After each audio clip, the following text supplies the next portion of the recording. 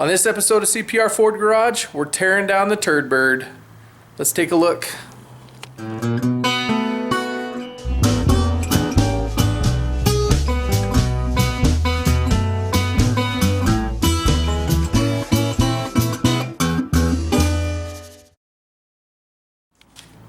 Take a look at our program here real quick, because we've done some cleaning and reorganizing. This is most of the parts for Project Vicky 460 all piled up against the front of the shop here, and got some more around the side over here. And what we did was made room for the Turdbird. Tools are still kind of a mess. Bed's still all full of fabrication tools. And as you can see there, I haven't tested it yet, but I have made the cab lifter 5000. So these are 4x4 posts, and they're actually drilled and lag bolted together, and that's like a 7-inch long lag screw that goes down into like here. Should be plenty strong, and it fits right on the door frame right there. So no more tipping over cab, hopefully. You can see we've got the seat and most of the interior out, gas tanks out. And it had a vinyl floor mat, of course, so there is holes in the floor, of course. So we're not going to get into that yet, but as you can see, needs floor pans, both sides. Yay. So anyway, we've got everything just kind of shoved in here so that we can get to work on the Turdbird.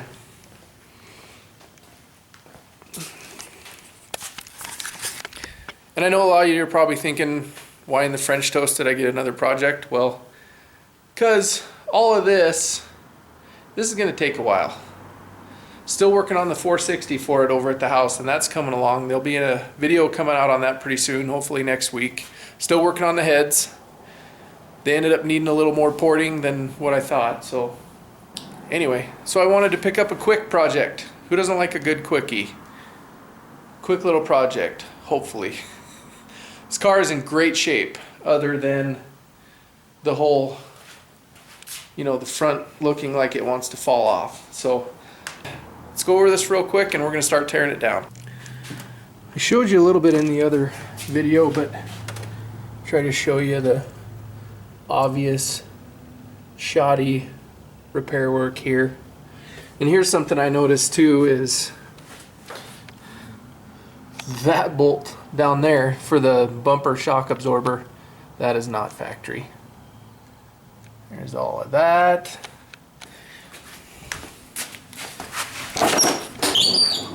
But the real cause for concern was some of this stuff like this when it was previously repaired. Let's see if we can get in there. So that, I'm not sure what exactly is going on there, but that is ripped and cracked sheet metal on the core support. Ooh yeah, and that's a whole lot of booger weld going on. It's just ungood. So we're just gonna go ahead and get this all out of there. Random big turds of silicone, more ripped and bent metal. Just this core support is just, she ain't good, folks. Looks like we got a little power steering leak, and the tranny cooler lines look like they're sweating a little bit of horsepower there. But anyway, this is the ugly that you didn't really see. The good news is, like where the K-member starts and the strut towers are, everything that away looks good. So, wow. Look at that exhaust. No wonder these things only make 140 horsepower. That is terrible. Look at that right angle join right in the catalytic converter. That is awful. That needs to be rectified.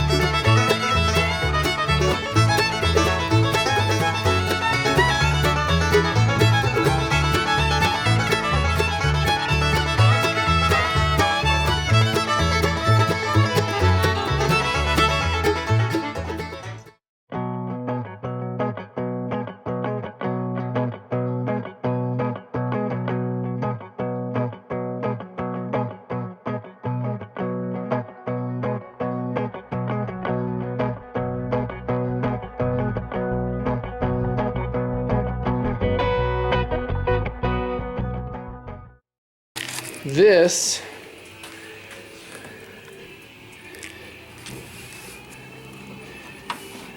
type of stuff is exactly, I don't know if you can see that there, but that is some kind of sketchy splice weld joint that is terrible. That is an interesting repair on the battery box. Well, let's just rivet some pieces of angle on there. Fix it right up. Seamless repair, folks. Seamless repair.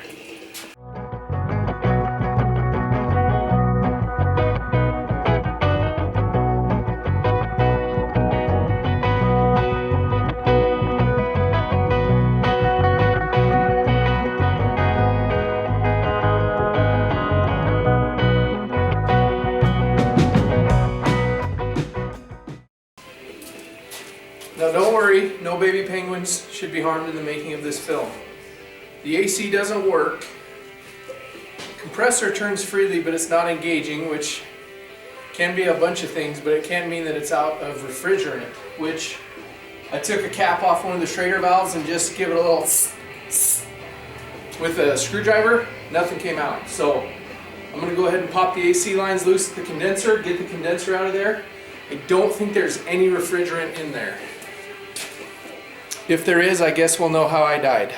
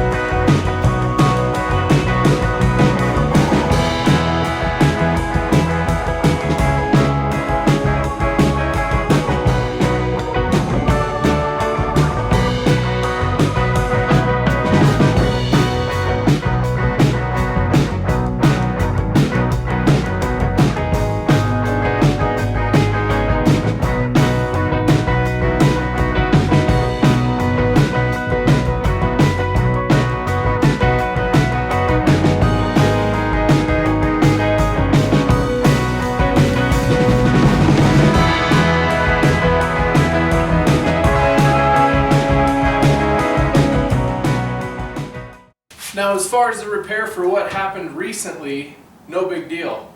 I don't know if you can see on the camera, you probably can on this one. These bumper support struts are bent.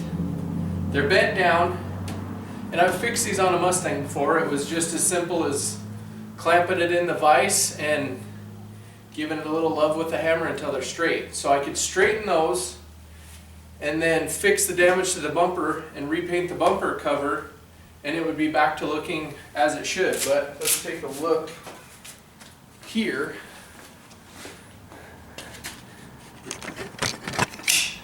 Is where the problem lies.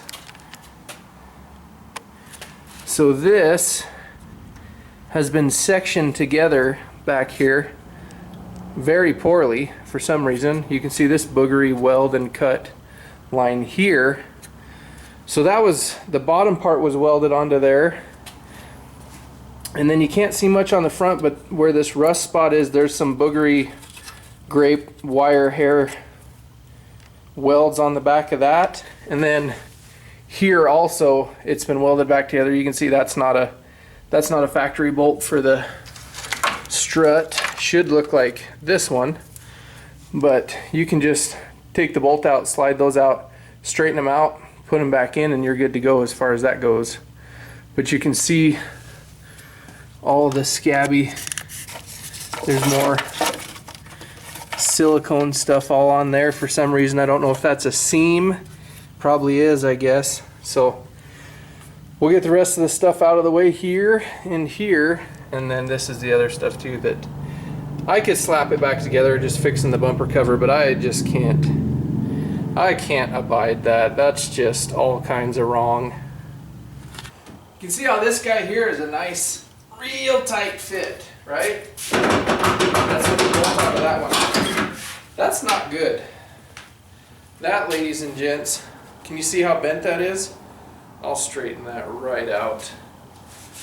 These were meant, they should be a gas charged shock absorber basically. You can see kind of the wear mark there, so in an impact, this should be able to go in at least a few inches. That's what she said.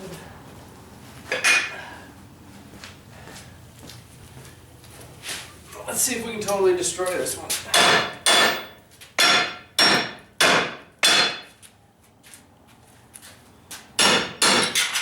Now that's more alongside normal there, but she got a decent bend in her too, as you can see.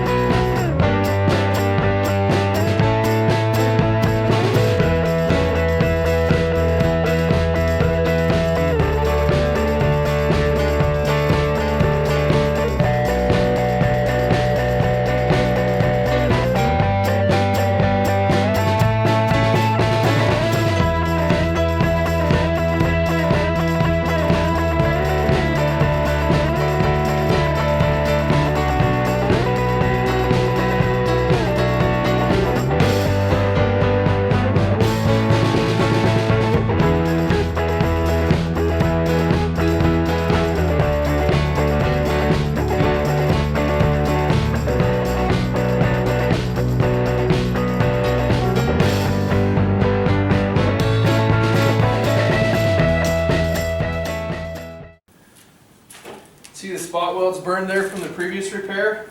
If that was the factory spot welds, that would have been painted. It wouldn't be raw like that and burned through. The good news is this inner brace looks okay. So it looks like I should be able to drill those spot welds out and repair it properly where it was previously repaired. Now, here's a buck tag for the VIN. Let's see if it matches. Tell you what, I'll let you find out at the same time as me.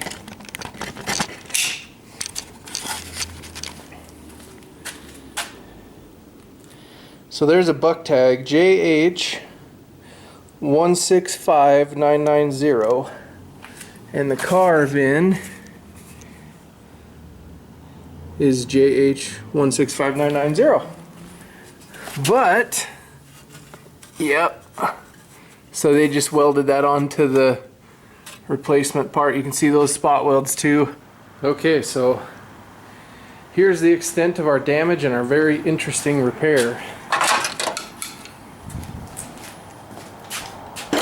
Here's my theory on the whole deal. Was hitting this side. This fender apron was totally bent, so they replaced it. This did appear to be silicone. I'm not sure why that's on there, but anyway, They replaced it up to right here, where this factory joint is, where this laps over. Lovely, lovely spot welds there, as you can see. Then some tack welds. Not really bent back here by where the K-member is. The bending on this one stops about here. But the frame rail here is bowed. You can see that lovely, so they just replaced the apron there, which is why there's booger weld here, because only the top part of this has been replaced, and I'm guessing this down here is original. So after working very hard on that, flawless, seamless repair, they got to this side and must have just decided that was entirely too much work. Let's just halfway hammer this straight and then cover the rest of it up with Bondo and silicone. After the strut tower, there's not really any damage. This little piece that laps over here is a little bent, so this is kind of what I'm thinking for now. This is where the sway bar mounts. The sway bar mounting brackets also were bent, as you can see. If I can find some of those, I'll do that. If not, I will hammer them straight, I guess, and replace the bushings. Even the end link on this side is bent, and you can see that one bent there. So this is what I'm thinking. I'll get the whole core support and aprons from a junkyard car, replace it at this seam here. Down here, I don't really want to take the engine out or the K-member, so I'm thinking what I'll do is cut it right about here, in between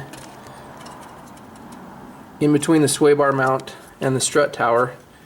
Cut it about there and get that all beat straight and welded back together real nice and straight, and then sleeve it with a piece of square tubing, and then the new piece I have from the junkyard will slide over right about here, and then I'll completely seam weld it and put a couple rosette welds for the sleeve piece on the inside, and do the same on this side, because after the strut tower it's good. This piece is a little worse. There's a little kink here, and that right there is not very good, so that may not straighten out, but that was my plan A anyway. You can see that this side's never been replaced and is basically bent to crap.